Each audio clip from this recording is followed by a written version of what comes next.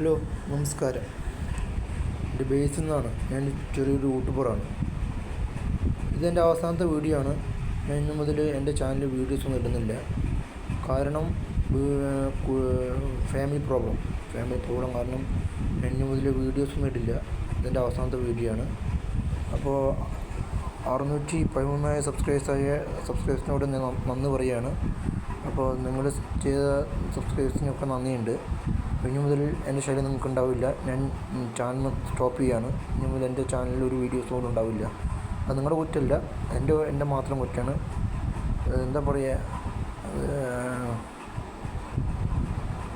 വീട്ടിലെ പ്രശ്നങ്ങൾ കാരണം ഞാൻ വീഡിയോസ് ഇടുന്നില്ല.